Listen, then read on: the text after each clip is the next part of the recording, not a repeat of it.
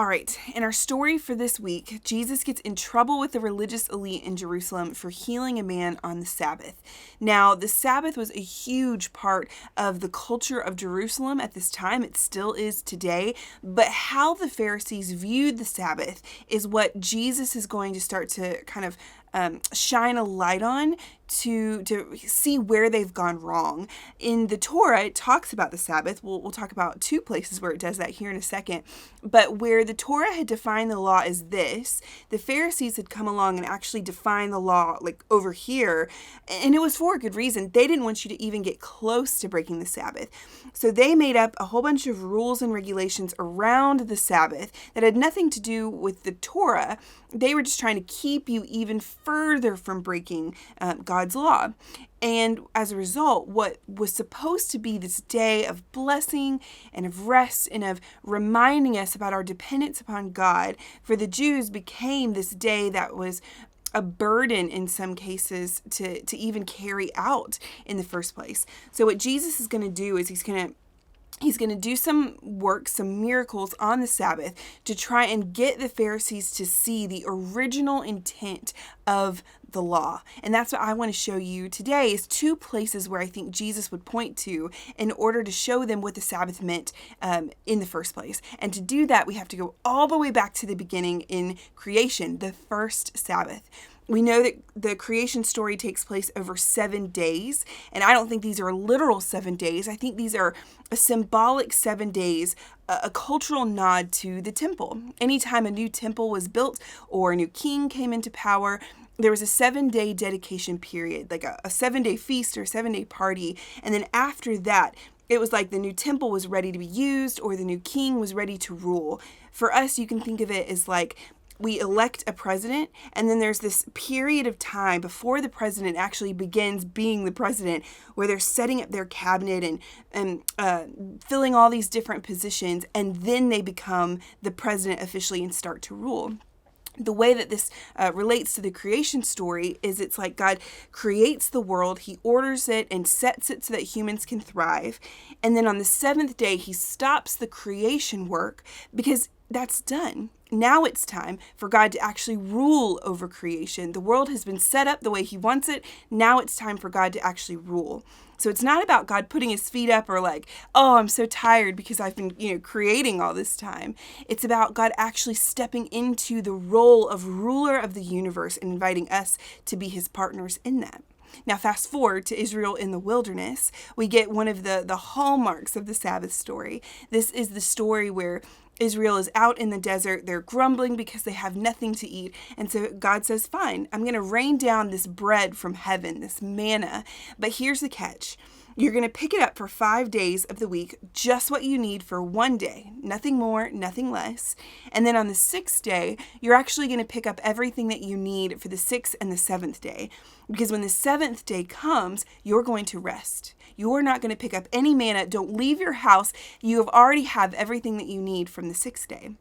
So for 5 days, you pick up only what you need for that day. The 6th day, you gather what you need for the 6th and the 7th. And the 7th day, you rest. And the text in Exodus says, because God rested on the 7th day. Okay, think about this. This is not just about God saying, you guys just came out of a lot of hard work and slavery. You need a day off. Although we do need days off. It's so much more than that. God knows us. He knows human nature. And he knows that if we don't have a regular rhythm, a day to remind ourselves that we are not the ones in control, that we're not the ones providing for ourselves, that we need to kind of take our hands off the wheel and focus on the fact that God is the one who's ruling, then we'll forget. And that was the whole point of the Sabbath. It was this day that was set aside to remind us that God is the one who's ruling over all of creation. God is the one who's been providing, and God is the one who will continue to provide for the people.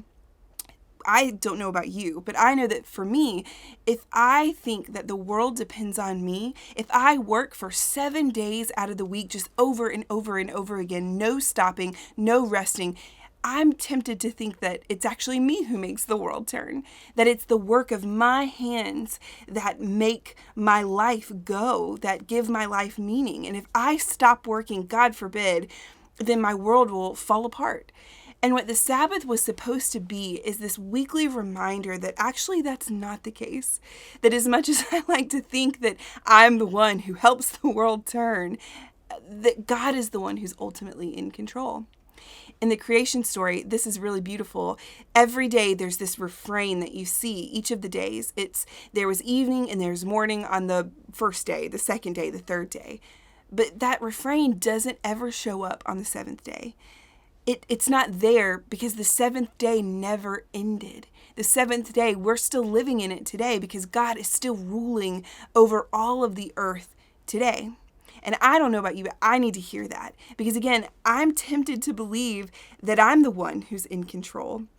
And what the Sabbath is a reminder of is every once in a while, we have to stop. We have to stop working. We have to stop our regular routine. We have to get out of that weekly rhythm and fix our eyes on the one who created the universe, the one who provides for us, the one who guides us in the wilderness, because we're not the ones in control. God is the one in control. And I think in the story for this week, Jesus is saying, you guys, the whole point of the Sabbath was God working to restore humanity. And what better way to celebrate than the restoration of this person? It's not about the legalistic, don't work because God didn't work. It's about bringing wholeness and healing and restoration and fixing our eyes on God.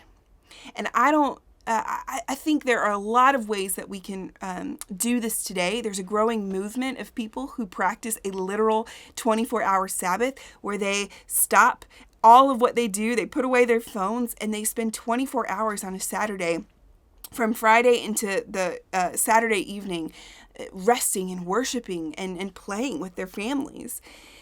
I don't know if that intimidates you. It intimidates me a whole lot. I don't know if I'm ready for that.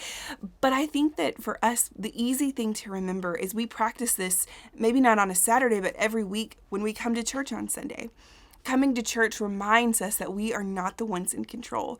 It's a time for us to stop the regular routine of our work week and fix our eyes on the God, the creator of the universe. So maybe for you, this looks like just spending your week in praise and worship, maybe for just an hour. If you can't do 24 hours on Saturday, maybe it's just an hour that you carve out. Maybe it's committing to be more faithful to coming to church on Sunday, or maybe it's a little bit of both. I don't know what this looks like for you, but I think the principle of the Sabbath, of pausing to worship God, to fix our eyes on the Creator, to know that we are not the ones in control, this is a vital practice for us even today.